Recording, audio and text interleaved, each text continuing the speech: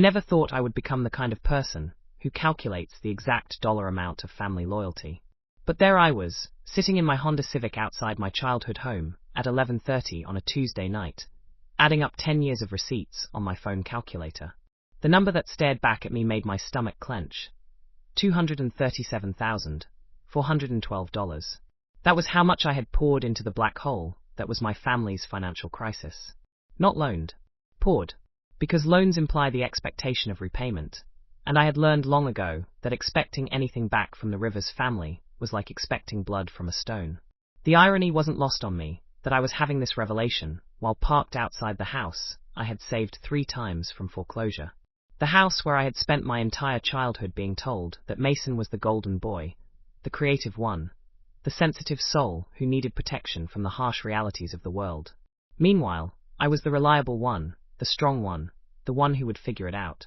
And I had figured it out, hadn't I? I had figured out how to work 2 jobs through college, while Mason explored his artistic passion at an expensive liberal arts school. I had figured out how to build a successful career in project management, while Mason figured out new ways to fail at his various creative endeavors. I had figured out how to quietly handle the family emergencies, while Mason figured out how to avoid responsibility entirely. The headlights of a passing car illuminated the stack of papers on my passenger seat.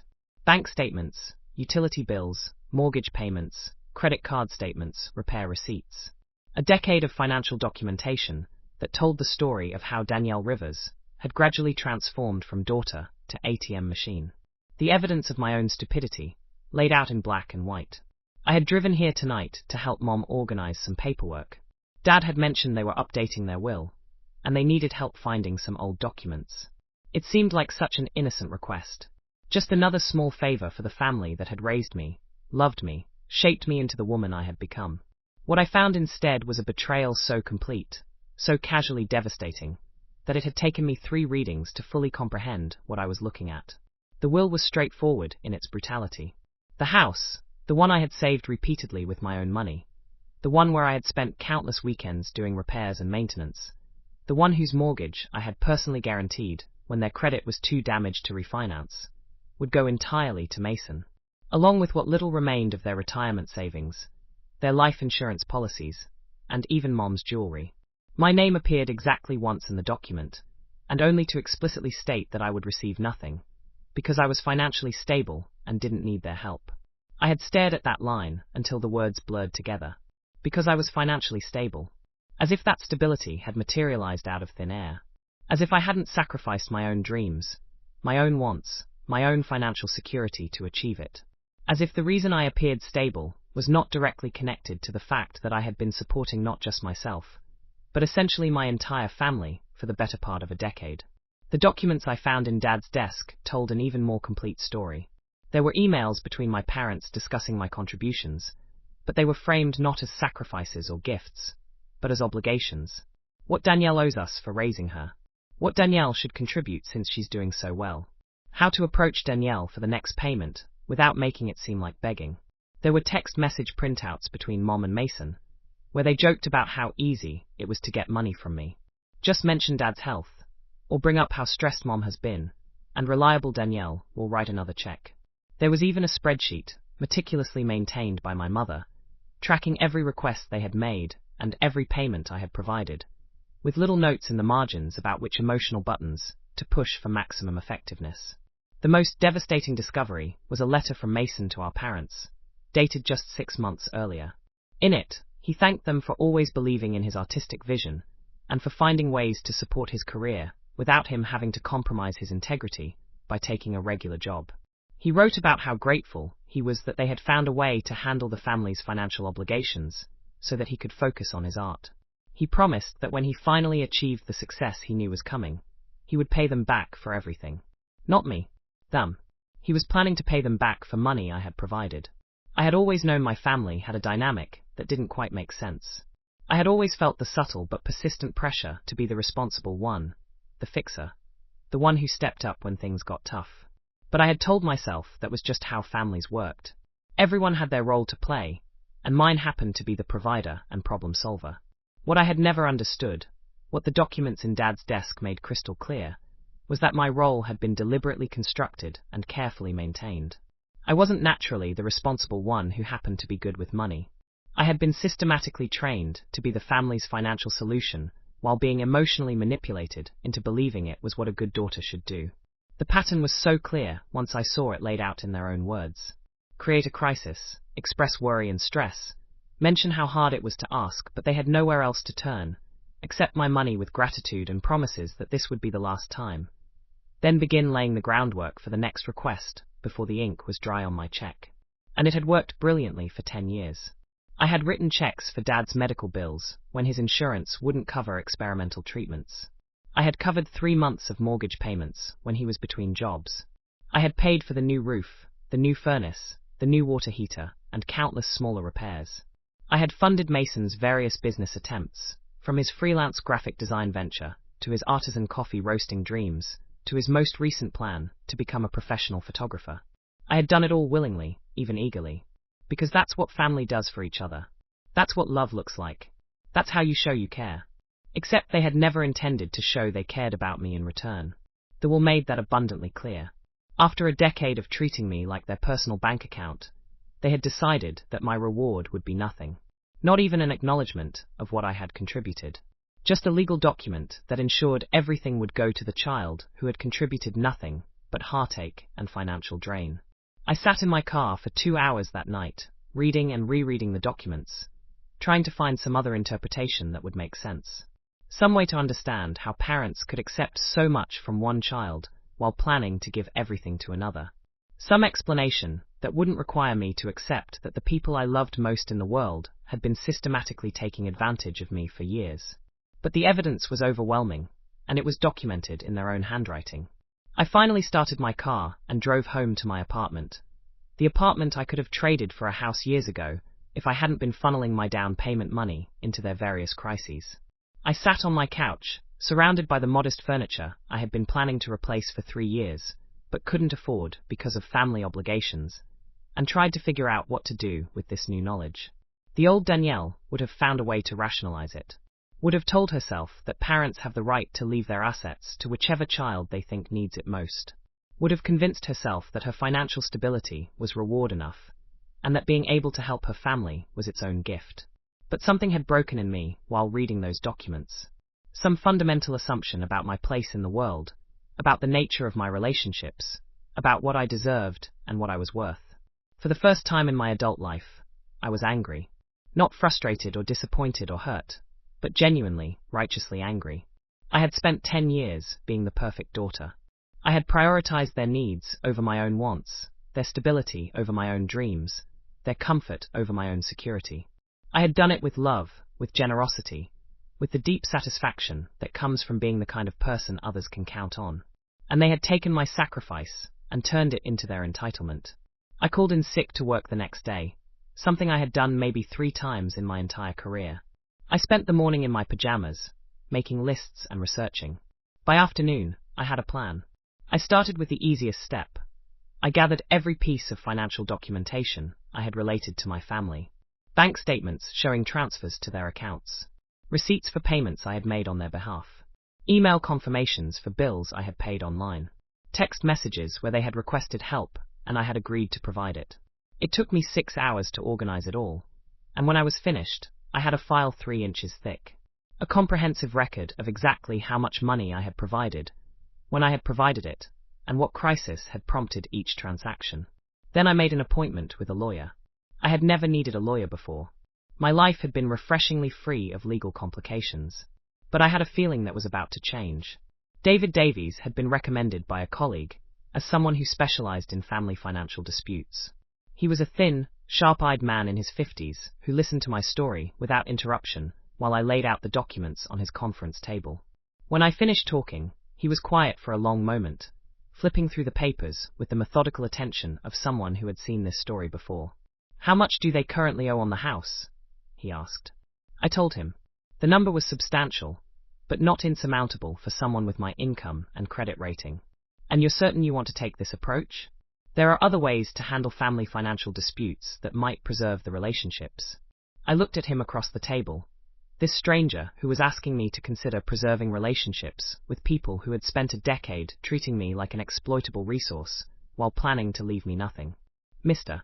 Davies, I said, I've spent 10 years trying to preserve these relationships. It's time to try something else. He smiled for the first time since I had entered his office. In that case, I think we can help each other. The plan was elegant in its simplicity. Rather than confronting my family directly about their deception, rather than demanding acknowledgement or apology, I would simply stop being their solution. No more emergency payments, no more crisis management, no more financial safety net. And when their house inevitably went into foreclosure, I would be there to buy the debt. It was perfectly legal, surprisingly common, and absolutely devastating to people who had grown dependent on someone else's financial support. They'll have options, Mr. Davies explained. They can refinance, they can sell the house themselves, they can find another family member to help them, or they can negotiate new terms with their new creditor. What they won't be able to do is continue the status quo. I paid his retainer fee with money from my emergency fund, money I had been saving for the inevitable next family crisis. It felt appropriate to use it for this instead. The first test came 3 days later. Mom called while I was at work, her voice tight with the particular stress that had always triggered my protective instincts. Honey, I hate to bother you, but we just got the estimate for fixing the furnace, and it's so much more than we expected. I know you've already done so much for us, but I just don't know where else to turn. It was a small crisis by our family's standards. $1,500 to repair a furnace that had been limping along for months.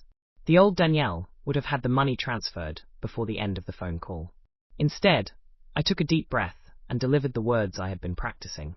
I'm sorry, Mom, but I can't help with that right now. I'm sure you'll figure something out. The silence on the other end of the line stretched so long, I wondered if the call had been dropped. I'm sorry, what did you say? I said I can't help with the furnace repair. I'm dealing with my own financial priorities right now. This was true in a way.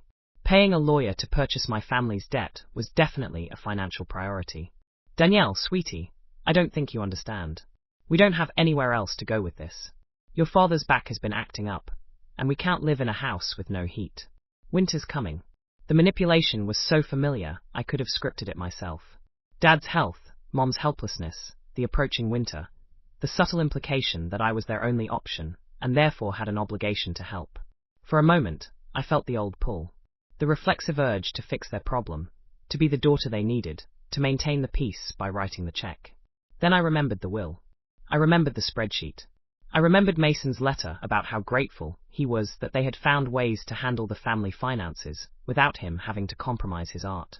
You'll figure it out, I said again. I have to go, I'm at work. I hung up before she could respond. My hands were shaking. 10 years of conditioning don't disappear overnight, and every cell in my body was screaming that I had just done something terrible, that I had abandoned my family in their time of need, that I was selfish and cruel and a bad daughter. But I forced myself to remember that I had been a good daughter for 10 years, and it had earned me nothing but a legal document that explicitly excluded me from their lives while ensuring that everything I had helped them build would go to someone who had never sacrificed anything for anyone. The calls and texts started immediately. Dad called during his lunch break, his voice carrying the particular combination of disappointment and wounded authority that had always made me cave in the past. Your mother told me about your conversation today. I have to say, I'm surprised. This isn't like you, Danielle. He was right. It wasn't like me. The old me would have apologized and written the check. The old me would have found a way to fix their problem and manage their emotions and make everything okay again.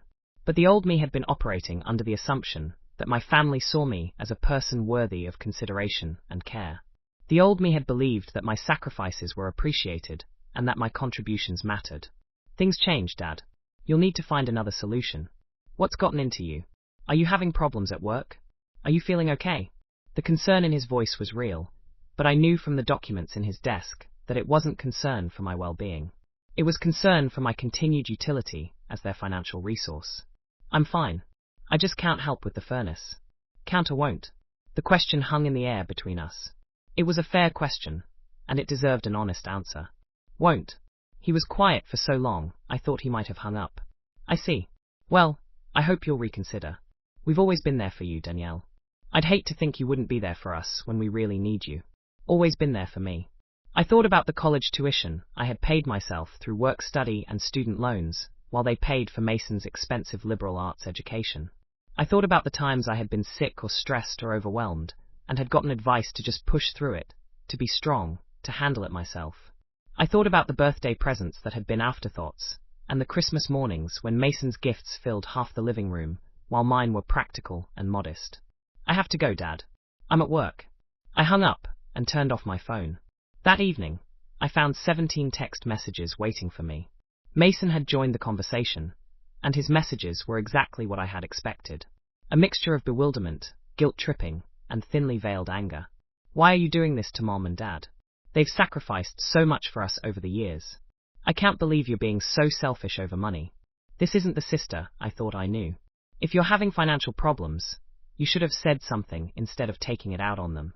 Reading his messages, I felt something I had never experienced before in relation to my brother.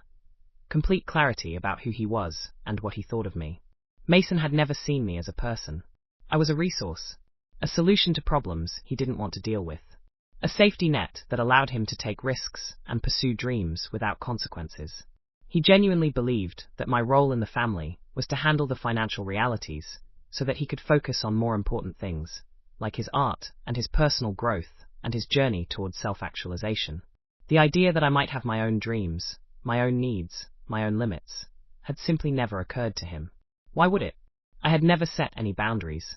I had never said no. I had never indicated in any way that my resources weren't freely available to anyone in the family who needed them. I didn't respond to his messages. 3 days later, Mom called again. This time, the tears were real. Danielle, please. I don't understand what's happening. Did we do something wrong? Are you angry with us about something? For a moment, I was tempted to tell her about the will, to explain exactly what I had found and how it had made me feel, to give her the opportunity to explain or apologize or promise to change. But I realized I didn't want an explanation. I didn't want an apology. And I definitely didn't want a promise to change that would last only until the next crisis. What I wanted was for them to experience the natural consequences of their choices. They had chosen to build a financial life that depended on my support while planning a future that excluded me. Now they could find out what their life looked like without that support. I'm not angry, I said, which was true. I had moved past anger into something much colder and more permanent. I just can't help anymore. But the furnace? You'll figure it out. Danielle, we're your parents. I know. Doesn't that mean anything to you? I thought about that question for a long time after I hung up. Did it mean anything to me that they were my parents? Of course it did. It meant I had spent 32 years loving them, trusting them, prioritizing their needs, and believing that they loved me back in the same way.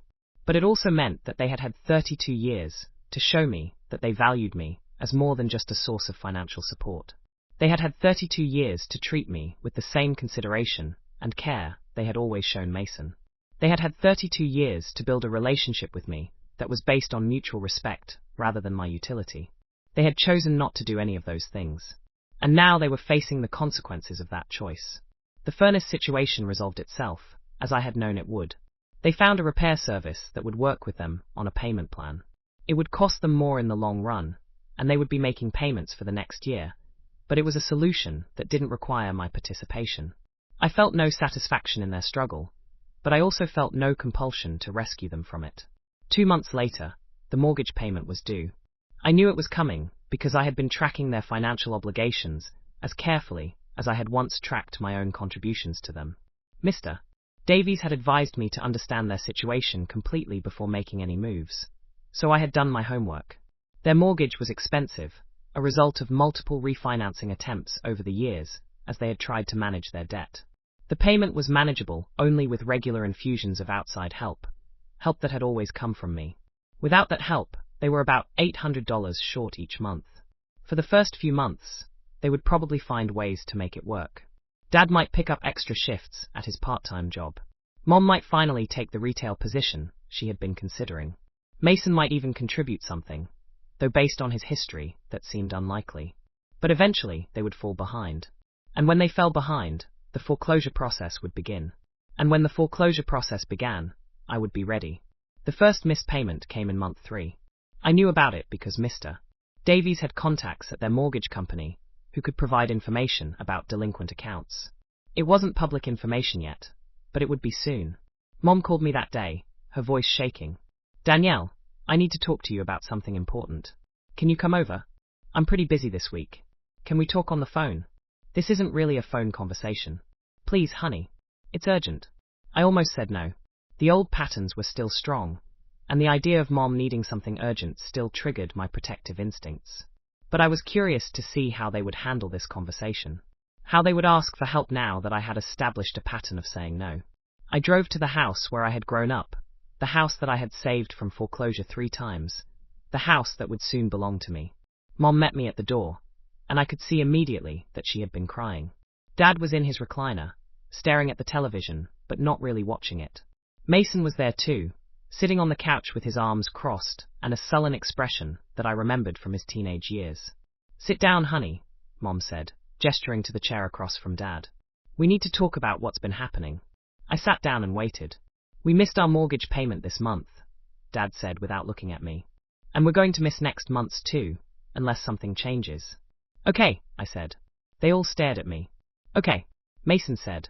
That's all you have to say? They're going to lose the house. That would be unfortunate, I agreed. Danielle, Mom said, her voice taking on the pleading tone that had always been my kryptonite. I don't understand what's happened to you. This isn't who you are. You've always been the one we could count on. Maybe that was the problem. The words came out before I could stop them, and they hung in the air like an accusation. What do you mean? Dad asked. I looked around the room at the 3 people who had shaped my entire understanding of love and family and obligation. They were staring at me like I was a stranger, like the daughter and sister they thought they knew had been replaced by someone incomprehensible. And maybe she had. I mean that maybe I was too reliable. Maybe I made it too easy for everyone else to avoid responsibility. That's ridiculous, Mason said. You helped because you wanted to help. Nobody forced you. You're right. Nobody forced me. But nobody ever asked me what I wanted either. Nobody ever considered whether I had my own dreams or plans or needs. It was just assumed that Danielle would handle it, whatever it was. Because you were good at handling things, Mom said. Because you were strong and capable and successful. And because Mason wasn't. The question silenced the room. That's not fair, Mason said finally. Isn't it? When was the last time anyone in this family asked Mason to sacrifice something for someone else?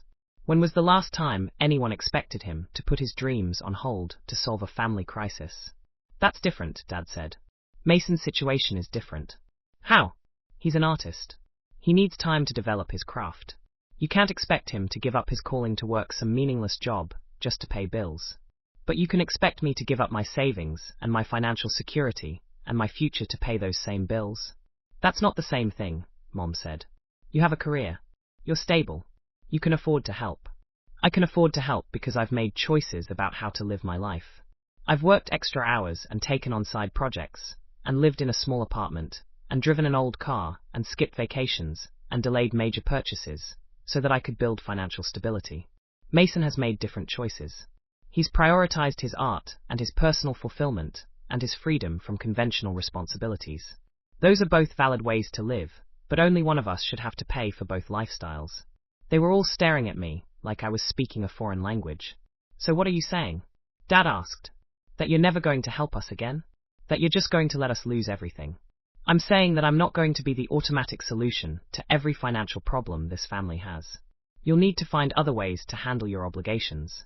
What other ways? Mom asked. We don't have anyone else. You could sell the house and find something more affordable. You could both get full-time jobs. Mason could contribute to the household expenses. There are lots of options that don't involve me writing checks. Mason can't work a regular job, Mom said immediately. It would destroy his creativity. Then maybe his creativity needs to find a way to pay for itself. Mason stood up abruptly. I don't have to listen to this. You've turned into someone I don't even recognize. Good, I said. The person you recognized was making herself miserable, trying to be what everyone else needed her to be. He stormed out of the room, and I heard the front door slam a moment later. Mom started crying again. I don't understand how we got here. We're a family. Families help each other. Some families do, I said. Some families help each other. But this family has one person helping everyone else, and 3 people accepting that help while making plans that exclude her. What are you talking about? I had planned to keep the will out of this conversation, to let them figure out their situation without revealing what I knew about their future plans. But something about Mom's genuine confusion made me reconsider. I found your will when I was helping you organize your papers. The blood drained from her face. Danielle. 10 years, I said quietly. 10 years of mortgage payments and medical bills, and car repairs, and home improvements, and Mason's various business ventures. $237,000. That's what I've contributed to this family since I graduated from college. Dad was staring at his hands. And your response to a decade of financial support was to write a will that leaves me nothing while giving everything to the person who has contributed nothing. It's not that simple, Mom said. It's exactly that simple. You took my money and my time and my energy and my sacrifice, and then you made a legal document ensuring that I would get nothing in return. You don't need. Don't. I stood up. Don't tell me what I need. Don't tell me what I can afford. Don't tell me that I'm strong enough to handle being excluded from my own family's future. I walked toward the door, then turned back. You have 60 days before the foreclosure process starts. I suggest you use that time to figure out a plan that doesn't involve me. I left them sitting in their living room and drove home to my apartment, my hands shaking the entire way. That night, I called Mr. Davies. I'm ready to move forward with the purchase plan. Are you sure? Once we start this process, it will be very difficult to undo. I thought about Mom's tears and Dad's wounded silence and Mason's anger. I thought about 32 years of being the reliable one, the strong one, the one who would figure it out. I thought about the will that had dismissed a decade of sacrifice with a single sentence about my financial stability. I'm sure. The foreclosure process moved faster than I had expected. Within 2 months, the house was officially in default. Within 4 months, it was scheduled for auction. During those months, my family went through what I recognized as the classic stages of grief. First came denial. They were convinced that something would work out, that a solution would present itself, that this was just a temporary setback. Dad applied for additional part-time work. Mom finally took the retail job she had been considering. Mason even got a job at a coffee shop, though he made it clear to everyone that it was just temporary until his photography business took off. Their combined efforts were admirable, but they were also insufficient. The mortgage payment was simply too large for their current income level, and they had no savings to draw from after years of financial instability. Then came anger. The phone calls and text messages resumed, but with a different tone. I was selfish, ungrateful, cruel, heartless. I had abandoned my family in their time of greatest need. I had forgotten where I came from, and who had raised me, and everything they had done for me over the years. Mason was particularly creative in his accusations. I was jealous of his artistic talent. I was bitter about his relationship with our parents. I was punishing the family because my own life was unsatisfying, and I wanted everyone else to be miserable too. I didn't respond to any of the messages. Mr. Davies had advised me to avoid all contact during the foreclosure process, both to protect myself legally and to avoid giving them false hope that I might change my mind. The anger phase lasted about 6 weeks, and then came bargaining. Suddenly, I was hearing from family members I hadn't spoken to in years. Aunt Carol called to tell me how devastated my parents were and how much they needed my support. My cousin Jennifer sent a long email about the importance of family loyalty and forgiveness. Even my grandmother, who was 93 and had never interfered in family disputes, called to ask if I couldn't find it in my heart to help my parents in their old age.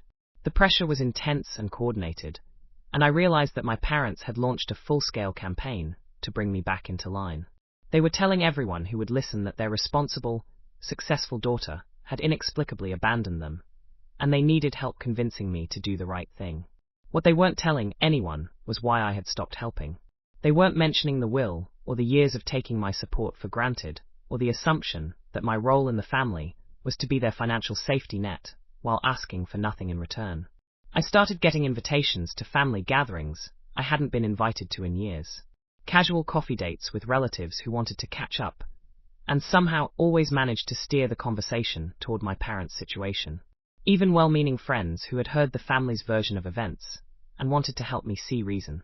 It was exhausting and emotionally manipulative, and it made me realize how extensive the family's expectations had become. It wasn't just my parents and Mason who saw me as a resource to be managed. It was an entire extended family network that had accepted and reinforced the idea that Danielle's job was to be successful so she could take care of everyone else. But it also made me more determined to see the process through. If I backed down now, if I returned to my old role because of pressure and guilt and emotional manipulation, nothing would ever change. I would be right back where I started, except now everyone would know that my boundaries were negotiable if they just applied enough pressure. So I didn't back down. The auction was scheduled for a Tuesday morning in November. I didn't attend, but Mr. Davies did, representing DR Legacy Holdings, the LLC we had established to purchase distressed properties. There were 3 other bidders, but none of them had done the research we had done. They didn't know about the new roof, or the updated electrical system, or the recently replaced furnace, all of which had been paid for with my money over the years. They saw a distressed property with potential problems. We saw a well-maintained house that had been carefully updated and improved. We won the auction with a bid that was substantially lower than the house's actual value, but sufficient to cover the outstanding mortgage debt. By noon on Tuesday, I owned the house where I had grown up. My family had 30 days to vacate. The eviction notice was delivered by a professional process server, a thin woman in her 40s who had done this thousands of times and treated it as routine paperwork. But I knew that for my family, it would be devastating. They called, of course. The first call came less than an hour after the notice was delivered. Mom was crying so hard I could barely understand her. Danielle, please. Please don't do this. We can work something out. We can pay you rent. We can make payments. Please don't make us leave our home. I had been dreading this call for months, but when it finally came, I felt calmer than I had expected. The house is being sold to settle the debt, I said. The new owner will be in touch about next steps. What new owner? Who bought it? A property management company. This was technically true. DR Legacy Holdings was a property management company, even though it was a property management company with only 1 employee and 1 property. Can you talk to them? Can you explain our situation? We've lived here for 25 years. This is our home. I don't have any influence with the new owner. You'll need to work with them directly. I hated lying to her, but I wasn't ready for the conversation that would come if they knew I was the new owner. That conversation would come eventually, but not yet. 3 days later, they received a letter from DR Legacy Holdings. It was written by Mr. Davies, but the message came from me. The letter explained that the property had been purchased as an investment, and that the new owner was willing to consider allowing the current occupants to remain as tenants. The rent would be market rate for the area, which was substantially higher than their mortgage payment had been. If they were interested in this arrangement, they would need to complete a rental application, provide proof of income, and pay first month's rent plus a security deposit within 2 weeks. If they weren't interested, or if they didn't qualify for the rental arrangement, they would need to vacate the property by the end of the month. The letter was cold and businesslike, exactly the kind of communication they would expect from a property management company. But it was also fair. I was offering them the opportunity to stay in their home, just under different terms that reflected the reality of their financial situation. They called again, of course. This time it was Dad. Danielle, we got a letter from the company that bought the house. They want us to pay $1,800 a month in rent. That's more than our mortgage was. That sounds like market rate for a 4-bedroom house in that neighborhood. We can't afford $1,800 a month. If we could afford that, we wouldn't have lost the house in the first place. Then you'll need to find somewhere more affordable. Where are we supposed to go? We don't have money for deposits and moving costs. We don't have anywhere else. I felt the familiar tug of guilt, the old programming that said it was my job to solve this problem, to make everything okay, to be the safety net that caught them when they fell. But I also remembered the will. I remembered the spreadsheet tracking my contributions like a business expense. I remembered Mason's letter thanking our parents for finding ways to handle the family finances, so he wouldn't have to compromise his art. You'll figure something out, I said. You always do. After I hung up, I sat in my apartment and wondered if I was becoming a person I didn't recognize. The old Danielle would never have let her family face homelessness. The old Danielle would have found a way to help, even if it meant sacrificing her own security yet again. But the old Danielle had been built on a foundation of lies. She had believed that her family saw her as a person worthy of love and consideration. She had believed that her sacrifices mattered and were appreciated. She had believed that if she just gave enough, loved enough, helped enough, she would earn her place in their hearts and their future. The new Danielle knew better. A week later, I received a call from an unknown number. When I answered, I was surprised to hear Mason's voice. We need to talk. I don't think we do. Yes, we do. Face to face. There are things you don't understand about this situation. I understand everything I need to understand. Just meet me for coffee. 1 hour. If you still feel the same way after we talk, I'll never bother you again. I almost said no. But there was something in his voice that I hadn't heard before. Not anger or manipulation or guilt tripping, but something that sounded almost like desperation. Against my better judgment, I agreed to meet him. We met at a coffee shop downtown, neutral territory, where neither of us had the advantage of familiar surroundings. Mason looked terrible.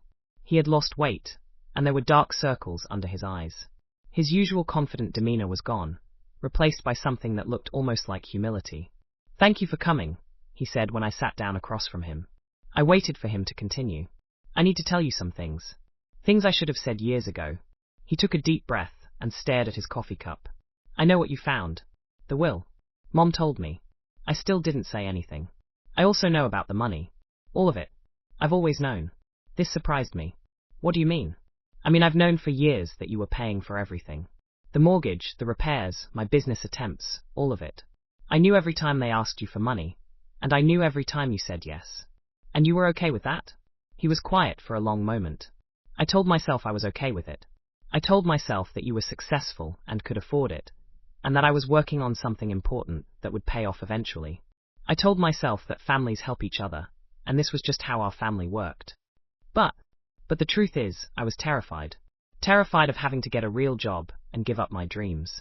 Terrified of facing the reality that maybe I wasn't as talented as I thought I was. Terrified of having to be responsible for anything other than my own artistic vision." He looked up at me for the first time since we had sat down. "So I let you carry the weight. I let you be the responsible one while I played at being an artist. And I told myself that was okay, because you were stronger than me, because you were better at handling real-world problems, because you seemed to have it all figured out. I was 22 when I started paying for things, Mason. I didn't have anything figured out. I was just doing what I thought a good daughter should do. I know. And I was doing what I thought a good son should do, which was follow his passion and trust that everything else would work itself out. With my money." "With your money," he agreed. "And I'm sorry. I'm sorry I let you carry that burden alone. I'm sorry I never acknowledged what you were doing for all of us.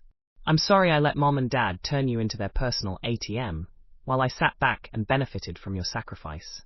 It was the first real apology I had ever received from anyone in my family, and it caught me off guard. "Why are you telling me this now?" "Because losing the house isn't the worst thing that's happened to us in the last few months. The worst thing is losing you." He reached into his backpack and pulled out a folder. "This is everything I've made from my photography business in the last 2 years. Every wedding, every portrait session, every stock photo sale. It's not much, but it's something." He slid the folder across the table. Inside were bank statements, invoice copies, and a handwritten ledger tracking his income. "I want to pay you back. Not everything. I know I can't do that. But I want to start. I want to prove that I understand what you did for us, and that I don't take it for granted anymore." I looked through the papers. His total income for 2 years was less than I had spent on their last mortgage crisis. But he was right that it was something. "This doesn't change anything," I said. "I'm not going to start paying for your family's expenses again." "I know, and I'm not asking you to. I got a full-time job at the coffee shop. It's not glamorous, but it's steady income. And I'm still doing photography on weekends and evenings. I'm going to figure out how to support myself without depending on anyone else." "What about your art?" "My art is going to have to coexist with reality. Maybe that will make it better. Maybe having to work for everything will give me something real to say in my photography." He paused, then continued. "I know you have no reason to believe me. I know I've been selfish and entitled and completely oblivious to what you were going through. But I want you to know that I see it now. I see what we did to you, and I'm going to spend the rest of my life making sure I never take advantage of anyone like that again." We sat in silence for a few minutes. "What about Mom and Dad?" I asked. "They're struggling. Not just financially, but emotionally. They don't understand why their reliable daughter suddenly became unavailable. They keep thinking that if they just find the right thing to say, or the right person to talk to you, or the right amount of pressure to apply, you'll come back and fix everything." "And what do you tell them?" "I tell them that they broke something that might not be fixable. I tell them that you don't owe us anything, and that we owe you everything. I tell them that if they want any chance of having a relationship with you in the future, they need to stop trying to manipulate you and start figuring out how to take care of themselves." How's that going over? About as well as you'd expect. Mom thinks I'm being too harsh. Dad thinks I'm being disloyal.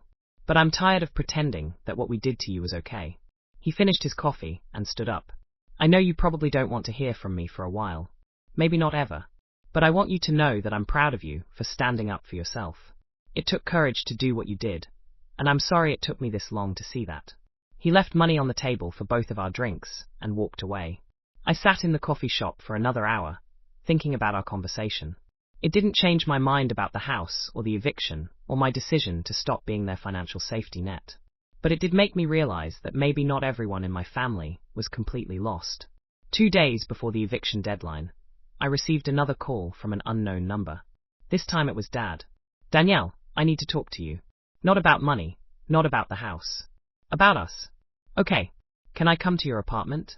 This isn't a conversation for the phone. I almost said no. My apartment was my sanctuary, my safe space away from family drama and expectations. But something in his voice made me reconsider. Okay, but just you. Not Mom, not Mason. Just you. Just me. He arrived an hour later, looking older than I remembered. The stress of the last few months had taken a visible toll, and for the first time in my life, he looked fragile. I offered him coffee, and we sat in my small living room, the silence stretching between us. I found something in your mother's things, he said finally. Something I didn't know existed. He pulled a folded piece of paper from his jacket pocket. It's a list. A list of every time we asked you for money, how much we asked for, what reason we gave, and whether you said yes or no. I didn't need to see the list. I remembered finding the spreadsheet in Mom's desk. She had notes in the margins. Things like mention Dad's health, and bring up Mason's stress level. She was strategizing how to get money from you. He unfolded the paper and stared at it. I knew we asked you for help. I knew you always said yes. What I didn't know was that your mother was treating it like a business transaction. That she was calculating how to manipulate your emotions to get the result she wanted. Did you know about the will? Yes. But I thought we were leaving everything to Mason because he needed it more. Because you were successful and stable and didn't need our help. I was successful and stable because I was living like a monk, so I could afford to help you. I was driving a 10-year-old car and living in a 1-bedroom apartment and skipping vacations and working overtime, so I could cover your emergencies. I didn't know that. You didn't ask. He was quiet for a long time. You're right. We didn't ask. We didn't ask what you wanted, or what you needed, or what your dreams were. We just assumed that because you were good at solving problems, that's all you wanted to do with your life. He folded the paper back up and put it in his pocket. Mason came to see us yesterday. He told us that you own the house now, that you were the property management company. I felt my stomach drop. I hadn't been ready for them to know yet. He figured it out from the legal documents. DR Legacy Holdings. Danielle Rivers. Are you angry? No. I'm impressed. This was not the response I had been expecting. You didn't just walk away from us, did you? You found a way to protect yourself while still making sure we had options. You could have let us become homeless. Instead, you gave us the chance to stay in our home, just under terms that reflected reality instead of our fantasy. I didn't know what to say. The rent you're asking for is fair. It's market rate for the house.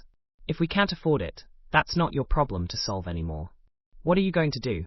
We're going to move into a 2-bedroom apartment that we can actually afford with our income. Your mother got a second part-time job, and Mason is contributing to household expenses for the first time in his adult life. We're going to learn how to live within our means. And Mom, how is she handling all this?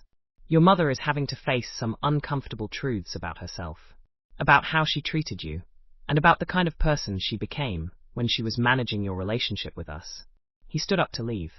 I want you to know that I'm proud of you, not because you were successful enough to support us all these years, but because you were strong enough to stop. It would have been easier to keep being our safety net. What you did took courage. I didn't feel courageous. I felt angry and hurt and betrayed. Sometimes those are the feelings that lead to courage. He walked toward the door, then turned back.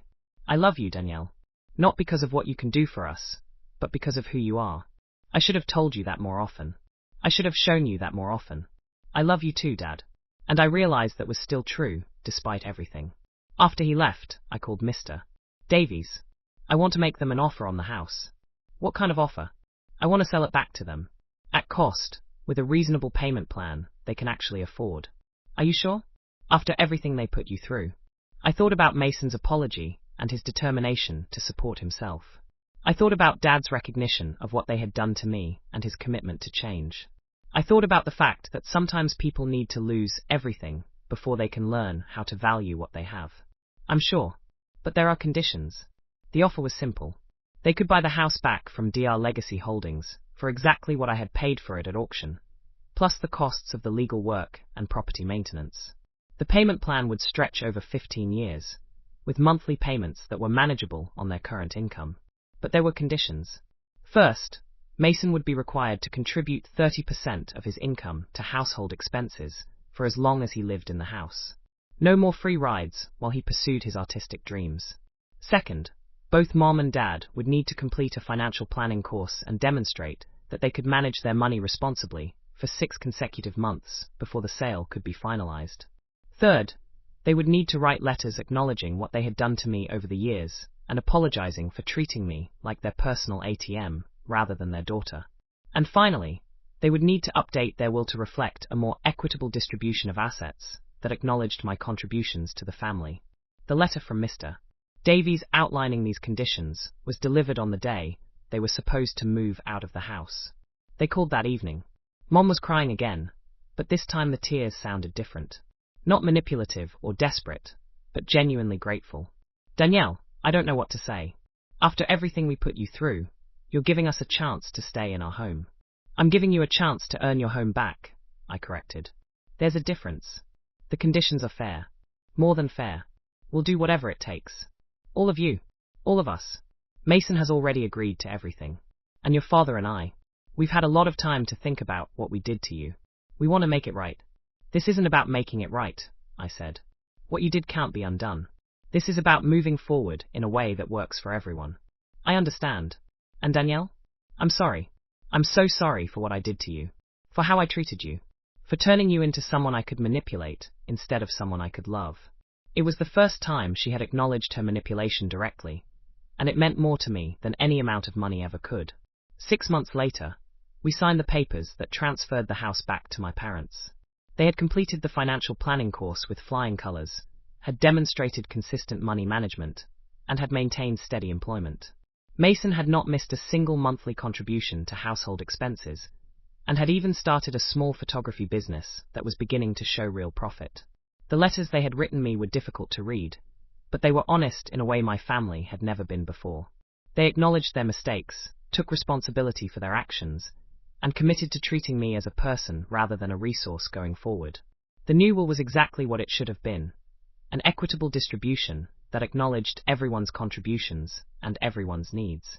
But more importantly, our relationships had fundamentally changed. I was no longer the family's ATM. When they had financial questions, they consulted with a financial advisor they had found themselves. When they had home repair needs, they saved money or took out appropriate loans rather than calling me. When Mason wanted to invest in new equipment for his photography business, he applied for a small business loan instead of asking for family money. And when we got together for holidays or family events, we talked about things other than crises and problems and needs. We talked about books and movies and travel plans and work projects, and all the normal things families discuss when money isn't a constant source of stress and manipulation. I started dating again, something I had put on hold for years, because I never had the emotional energy to invest in a relationship while managing my family's constant drama. I bought a house, a real house with a yard and a guest room and space for all the things I had been putting off buying, because I never knew when the next family emergency would drain my savings. I took vacations, real vacations to places I had always wanted to see, but couldn't afford because my vacation money always seemed to get redirected to family crises. For the first time in my adult life, my money was my own. My time was my own. My emotional energy was my own. And my family learned to respect those boundaries. It wasn't perfect. There were still moments when Mom would start to ask for something, and then catch herself. There were still times when Mason would begin to make assumptions about my availability, and then remember that I had my own life to live. There were still occasions when Dad would slip into old patterns of expecting me to handle problems that weren't mine to solve. But those moments became fewer and farther between as we all adjusted to our new dynamic. A year after the house sale was finalized, Mason got married. His wife was a teacher who appreciated his artistic talents, but also expected him to contribute equally to their household finances. She had grown up in a family where everyone pulled their own weight, and she had no patience for the kind of entitled behavior Mason had exhibited for most of his adult life. It was good for him. He became more focused, more disciplined, more aware of the connection between effort and reward. His photography business flourished, not because he had more talent than before, but because he finally had the motivation to treat it like a real business rather than an expensive hobby. At the wedding reception, he pulled me aside. "I never thanked you properly for what you did. You don't need to thank me." "Yes, I do. You saved me from myself. If you had kept enabling me, I would have stayed a perpetual adolescent forever. I would never have learned how to be a real adult or a good partner, or someone who contributes instead of just takes. You would have figured it out eventually." "No, I wouldn't have. I was too comfortable being taken care of. It took losing that comfort to realize I was capable of more." He looked across the room at his new wife, who was laughing with some of her friends.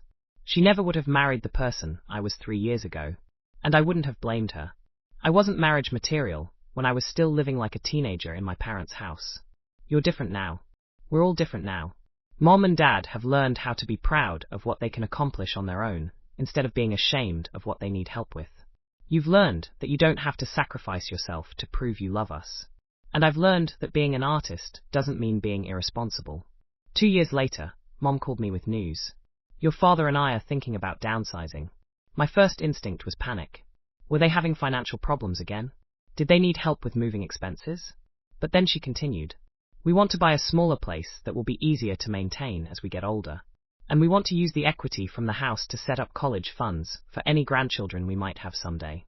That sounds like good planning. "We wanted you to know that we're going to split the proceeds from the sale 3 ways. 1/3 for us to put toward the new house, 1/3 for Mason and his wife to help with their down payment, and 1/3 for you." I was quiet for a moment. "You don't need to do that." "Yes, we do. That house represents years of work and investment, and a lot of that work and investment came from you. It's only fair that you benefit from its value." "Thank you. And Danielle, we're proud of you. Not just because you're successful, but because you taught us how to be better people. You showed us what real strength looks like, and what real love requires." After I hung up, I sat in my kitchen and thought about the journey we had all taken over the past few years. I had started out as the family's automatic solution to every problem, the reliable daughter who could always be counted on to sacrifice her own needs for everyone else's comfort. I had ended up as something much more valuable, a family member who was respected for her boundaries, appreciated for her contributions, and loved for who she was rather than what she could provide. The house money, when it came, went into my retirement fund. Not because I needed it for any immediate purpose, but because it represented something important. The recognition that my contributions mattered, that my sacrifices had value, and that I deserved to benefit from the investments I had made in our family's future. But the real treasure wasn't the money. It was the relationships we had built after we tore down the dysfunctional patterns that had defined us for so long. Mason had become someone I genuinely enjoyed spending time with, someone whose company I sought out because I liked who he was rather than because I felt obligated to maintain family ties. Dad had become someone who asked about my life and listened to my answers, someone who valued my opinions and respected my choices, even when they were different from what he would have chosen. Mom had become someone who could acknowledge her mistakes and work to change her behavior, someone who had learned to love without manipulation and to ask for help without entitlement. And I had become someone who could love my family without losing myself in the process. The family bank had been permanently closed, but something much better had taken its place. A family that functioned as a team rather than a hierarchy, where everyone contributed according to their abilities and everyone was valued for their unique gifts. It had taken a crisis to get us there. It had required me to risk losing everything in order to save what was worth saving. But in the end, we had all emerged as better versions of ourselves. The last entry I made in the financial tracking system I had maintained for so many years was simple. Account closed. Balance, $0. Status, free. 5 years after I found that will in Dad's desk, I got married myself. My husband was a man who valued my independence, respected my boundaries, and had his own financial stability that meant he never saw me as a solution to his problems. At our wedding reception, Dad gave a toast. When Danielle was growing up, we thought our job as parents was to raise a daughter who would take care of everyone else. What we learned, thanks to her courage and determination, is that our real job was to raise a daughter who would take care of herself and choose to share her life with people who deserved her love. He raised his glass. To Danielle, who taught us that the best families are built on mutual respect, not mutual dependence. And to her new husband, who is lucky enough to marry a woman who knows her own worth and won't settle for anything less than she deserves. As I looked around the room at my family, my real family now that included my husband and his relatives, and the friends who had supported me through the difficult years, I realized that I had gotten something better than I had ever dreamed of. I had gotten a life that was truly my own, surrounded by people who loved me for who I was rather than what I could provide. The family bank was closed, but the family business of loving and supporting each other in healthy ways was thriving. And that was the best return on investment I could have ever hoped for.